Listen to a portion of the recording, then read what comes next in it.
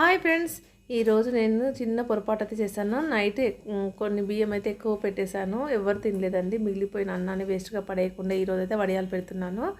Night అన్నాన్ని మళ్ళీ ఒకసారి మెత్తగా ఉడికిచ్చేసి అందులో జీలకర్ర, పచ్చికారం, అలాగే కొత్తిమీర వేసేసి ఈ విధంగా మొత్తం కలిపేసి ఈ విధంగా చిన్న చిన్న రౌండ్గా ఉండలు చేసేసి ఈ విధంగా చేతిపైనే వడియాలు అయితే పెట్టేశాను.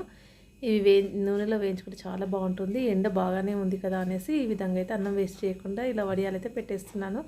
ఇవి ఎండిన తర్వాత వేయిస్తే చాలా బాగుంటాయండి. ఇది అన్నం వేస్ట్ చేయకుండా ఈ విధంగా అయితే వడియాలు అయితే పెట్టేశాను. చూసారా, ఇలా రౌండ్గా చేసేసి ఈ విధంగా ఎండకు పెట్టేశాను.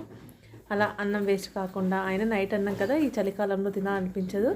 మార్నింగ్ మళ్ళీ వేస్ట్గా పడేయడం ఎందుకు అనేసి ఇలా అయితే కొద్దిగా ఓపిక ఉందంటే ఈ విధంగా మనం వడియాలు పెట్టుకోవచ్చండి. ఇదండి ఈరోజు నైట్ అన్నంతో వడియాలు అయితే ఇలా పెట్టేశాను. ఓకే అండి, బాయ్.